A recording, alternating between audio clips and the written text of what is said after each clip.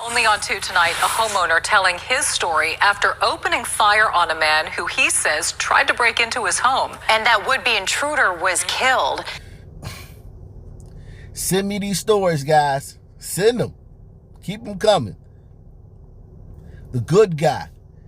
I do a lot of stories here about the bad guy winning and the good guy being in a puddle of blood, the good guy being victimized, the good guy being on a t-shirt, the good guy laying in a casket.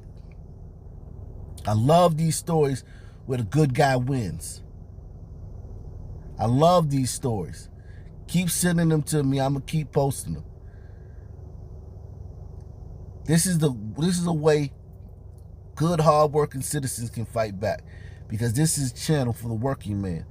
This is a channel for the hard-working people that go to work every morning and aren't out there committing crimes.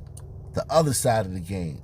People that ain't trying to be thugs and hoodlums and have a second childhood. People that's raising their kids, getting up in the morning, going to work. This is y'all channel. So continue to send me this stuff. His story after opening fire on a man who he says tried to break into his home. And that would-be intruder was killed. KPRC2's Devin Clark is live at that home on Paradise Lane near Cullen Boulevard in Southeast Houston. Devin, that homeowner says this is not the first time something like this happened. Dominique, Christine, this is not the first time. The homeowner who lives in the house right behind me says that several years ago, 2 robbers broke into his house, robbed him at gunpoint. They took his chain. Today, he says an attempted home invasion had a much different outcome. Wow. Just think about that, man. That's a rough neighborhood, Jack. In a couple years, 2 home invasions? Wow. That's a rough neighborhood. That's officially a rough neighborhood. We saw the other night, the white guy in St. Louis said, oh, me and my wife, we've only had a couple of incidents where we felt in danger downtown. Well, other than that, it's pretty safe. No. If you have 2 incidents like this, that's not safe. Broke into his house, robbed him at gunpoint. They took his chain. Today, he says an attempted home invasion had a much different outcome.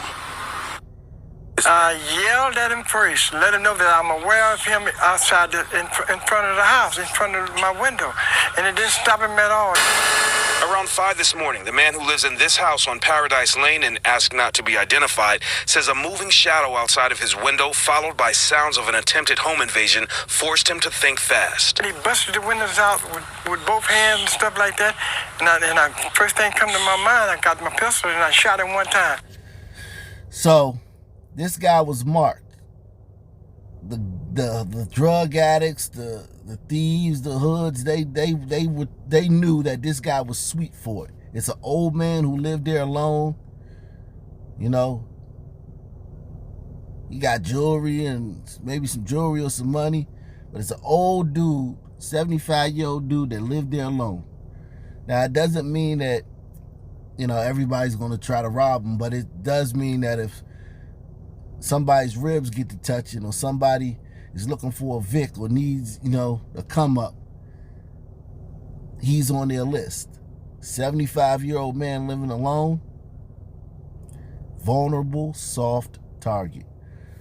A moving shadow outside of his window, followed by sounds of an attempted home invasion, forced him to think fast. He busted the windows out with both hands and stuff like that, and first thing come to my mind, I got my pistol and I shot him one time. The homeowner says instead of backing down, the would-be intruder became even more aggressive. And coming right back in that window again, so I don't know if he had something or not, because everything is happening so fast.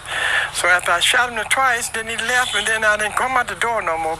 Instead, the soon-to-be 75-year-old victim says he called police and waited for officials who found the man collapsed outside of the front window. He was face down somewhat, and so I didn't even go walk over there toward him. The homeowner says he recently borrowed the pistol from his friend, hoping to avoid another break-in after being held up at his other house next door several years ago. Salute to this old man, and salute to his friend. But imagine this man's paranoia. after the first incident, the first home invasion. Imagine his paranoia. Imagine the fear he lived in every day.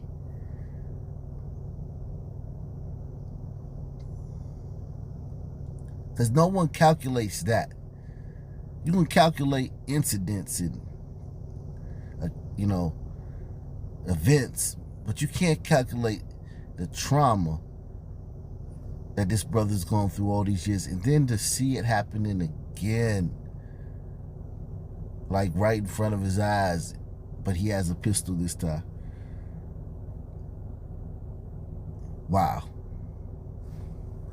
The homeowner says he recently borrowed the pistol from his friend, hoping to avoid another break-in after being held up at his other house next door several years ago. I'm putting the trash out, going back to the house, and two men came up with pistols, told me to get down, walked me inside the house, and ran through the house. Couldn't find that, asking where was the safe. In that case, the homeowner says the robbers escaped with a neck chain. Tonight, neighbors are disturbed by what happened this morning, but glad the homeowner wasn't taken advantage of again. How I look at it, it was self-defense on the one who fired off. I headed to shoot him, but I had no choice. The name of the man who was killed here has not been released. The investigation continues. The homeowner tells me that he loves this neighborhood. He's lived here all of his life, but now it's time to get the hell up out of there, man. 2 home invasions in a couple of years. Time to get up out of there, old man. Go to a senior living home, a retirement home, or whatever you want to call it. When you around other seniors, you can play games, you can get massages, swim in the pool, mac on the old ladies. But yeah, man, this brother don't need to be living alone, especially if in this neighborhood. And I hope he's out already. This happened a few days ago. I hope he's gone already out of this neighborhood, because it's not safe around there. Obviously, because he's been home invaded twice in a few years. But yeah, man, this is a victory for the good guy, old guy. You can learn a lot from your seniors. You see these seniors getting armed. These seniors are not playing. These seniors are showing us the way. They're letting us know, man, look, it's only really one way to fight this. The cops are great. They want to do their job, but they're being neutered by public opinion, by politicians. And they can't really do their job, because if they make one mistake, one officer on their force, and the entire country makes a mistake, they're all going to be deemed as racists. So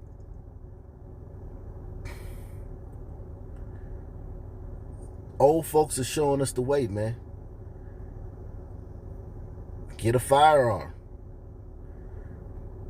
and handle it yourself.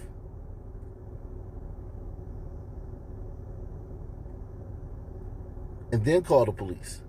Because in a lot of these cases, especially the case with the guy in Chicago, who's now in jail, there's no way the police officer can help you in that situation where it's where the guy's up on you and you don't have time. You can't even get to a phone. Like, then you got to get to the phone, you got to call, and your calls got to go through, then dispatch. You don't have time for that when the guy's up on you like that.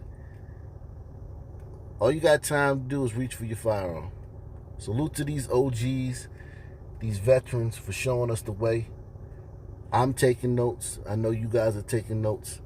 Peace. I'm out.